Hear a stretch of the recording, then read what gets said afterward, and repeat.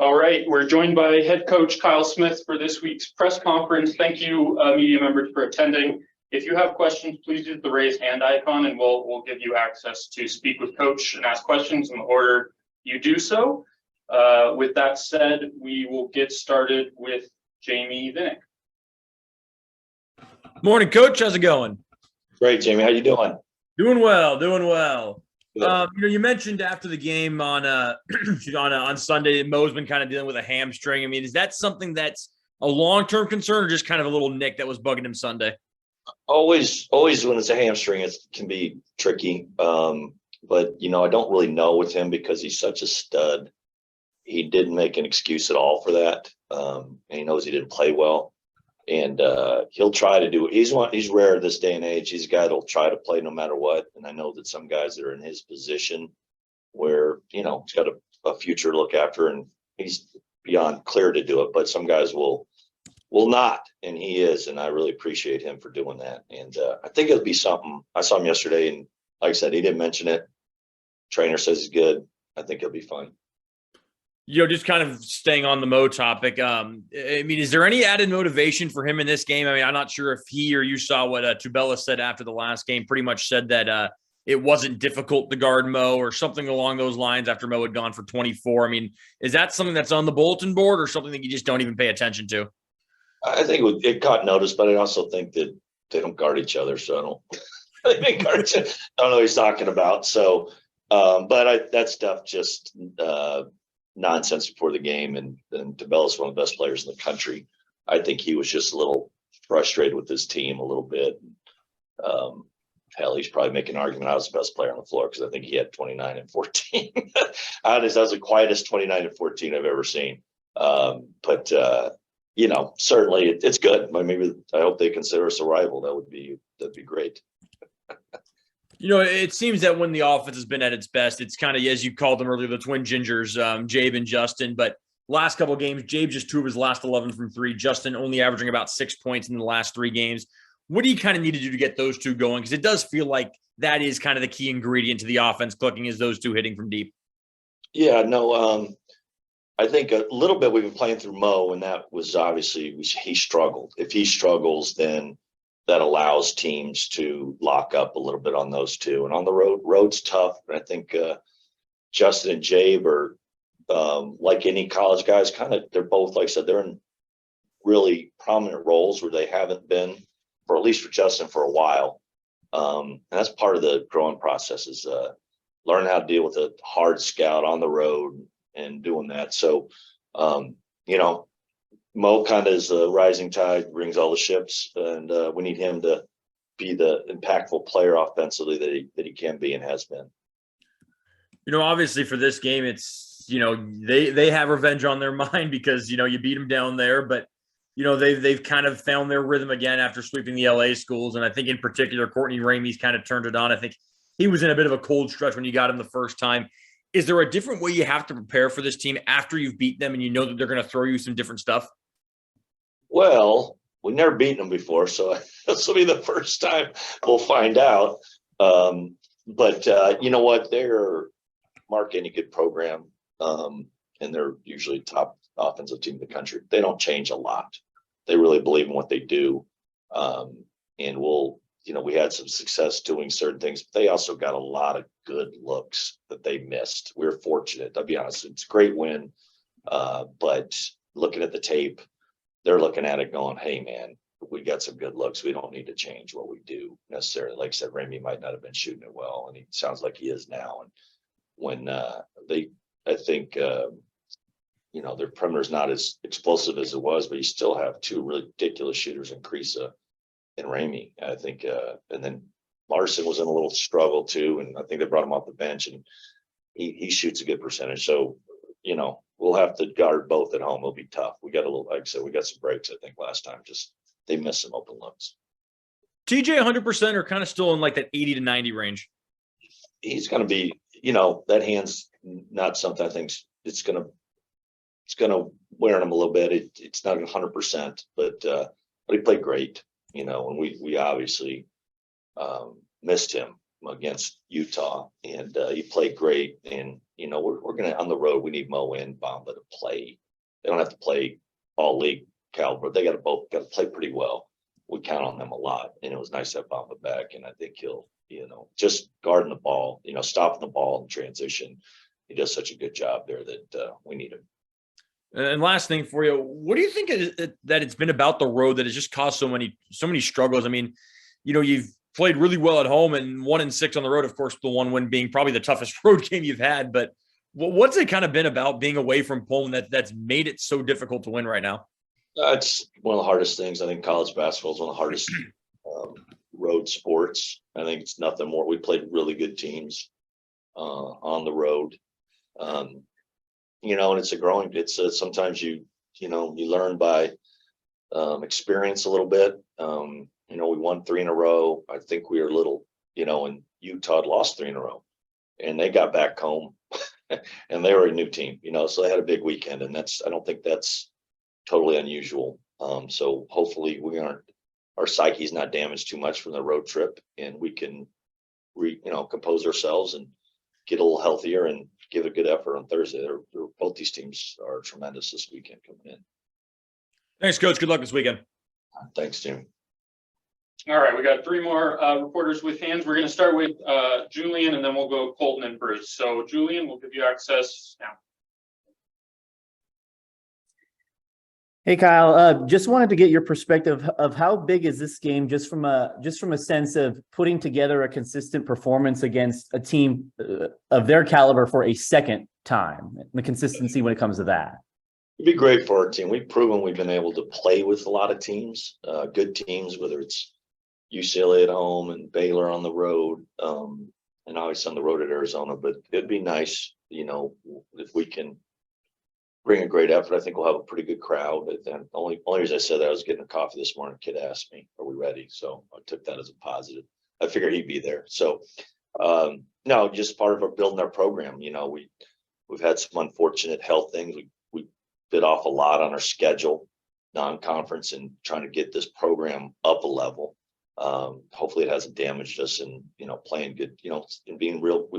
We thought we competed last year. Arizona, I think, was a little better last year. I think they would acknowledge that, just Math, especially what Mathern's doing in the NBA, and not to mention Coloco getting starts and Terry being in there too. So, but we played pretty good, but the game was never close.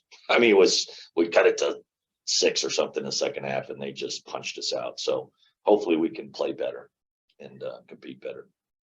And my next thing for you is, what's the biggest thing to keep in mind when you go through a Pac-12 schedule that's obviously grueling, but when you start to face teams a second time, like you did Utah and here against the Arizona schools, and then all the ones to follow here?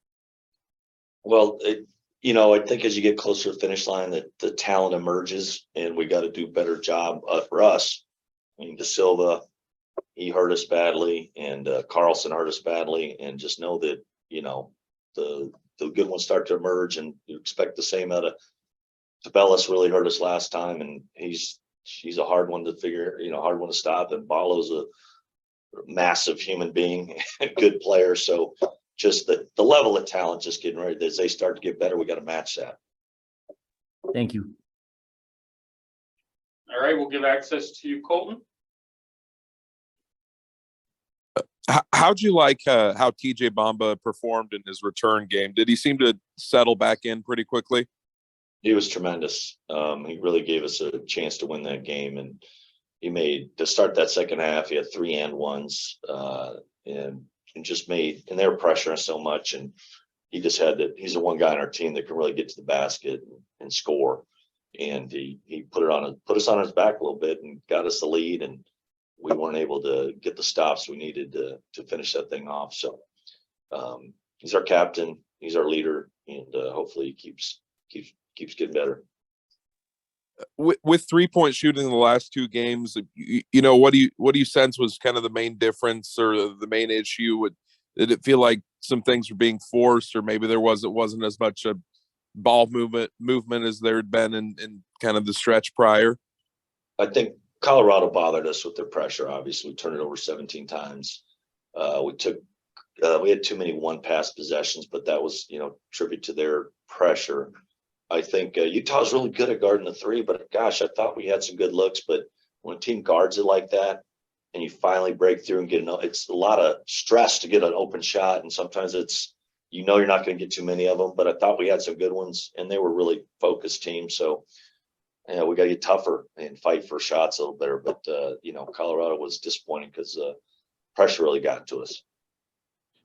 What kind of goes into the moments where you decide to put Gay and a Drame on the floor together? We haven't seen it a whole lot, but is it just a pretty specific defensive combination? Yeah, it's just a matter of the Drame emerging as a guy that's getting better by each week and each game. So we can play them together and make us a lot better defensively. We haven't been as good offensively, but Drame is going to be a really good player in time. But you've seen, if you've been watching, he's easy to play with as far as he's throwing some great back doors, and he can function out there offensively. But and then we should be a good offensive rebounding team with those two out there. We hadn't had a lot of practice time to do it. But now as the Drame gets better, and especially obviously you're going against a team like Arizona, probably going to need to be prepared for that. And it would have helped against Colorado when to put Mo on De Silva, but Mo was foul trouble most of the game. Thank you. All right. All right, we'll give access to Bruce. Yeah. Hey, Kyle. You mentioned that, wondering about hoping the team's psyche's not down. I'm kind of wondering where you're at, because I wondered too if the win down here in Tucson maybe brought you guys up to, where are you guys? And at the same time, it seems like most of the conferences within this band of like, a 3-loss band, and anything could happen. Kind of where do you think you guys are mentally? And have they turned a corner, or are you worried that things? It's my job to have a good pulse on that, but I think I have a good pulse, but you never know. Our leadership's pretty even keel. So they've been through some tough spots and even success. The leadership's been good. So I think their psyche, I think they really like each other. And they get along, and that's important, building a culture, building a team spirit. So I think we're okay there. But like I said, didn't surprise me that Stanford got that sweep against the Oregons, and they were 0-7 because I think they're well coached. They've got good players, and that's just, I think, the respect to how good the league is top to bottom. I mean, they can beat anybody, and we've had opportunity to beat anybody. So trying to stay that even keel, knowing that you have had a tough stretch of games. This is, going to mountain schools is tough. We had a chance to get the split. We didn't, they were coming to the best teams in the conference and have to bring good effort. But, that's why I think some of these teams are doing well. Like the Utah, really old. Utah's really old. They're pretty experienced. They're pretty darn good. And that helps. We're not there yet. Yeah. So, and after the game Sunday, is that a disadvantage for you guys? Were you able to get back to Pullman on Sunday, or how was the turnaround? We were able to get back as best you can, but it's hard when you don't have that one day off a week. Even though we took yesterday off, you're still in class. You don't get a total day to regenerate and kind of kick back and watch football, or whatever. So that's for the coaching staff. No, players the same way. So no, definitely a disadvantage. That Sunday night game's tough. I think it's good for our TV package in our league, but it makes it tricky. Okay. But at least we're home. Okay. So do you guys charter, or do you charter sometimes like that, or? We try to charter as much as we can. And we did charter. Okay. Because you mentioned when you came here, I think you said you were going back through Seattle or something crazy. And accurately. Yeah. That was accurate. I don't know how that one, I Okay. don't know how that happened. That was, but we try to get home, get our guys in bed on Saturday night, no matter what, especially in league, because you need that off. You need the day off, and they are astute. They do go to class. They do, they are expected to go to class. So getting in bed Saturday night is pretty important. Oh, you mean Sunday night? Or no, I'm talking normally. Yeah, it was a Sunday, but normally like on a Saturday league game, you play Saturday, get home Saturday night. I think is really important. Yeah. Okay, I got you. Especially like a Sunday night. Sunday night, obviously, I think all programs would get your kids home Sunday night. Right, gotcha. Okay, one more thing too. You mentioned crowd. I wondered if Thursday night at 8 p.m. In Pullman, is that tough for you guys to get fans to come out, especially if they're coming down from Spokane or whatever? You know, do you think people are still rallied about that, or on the other hand, I think we'll have a good student turnout.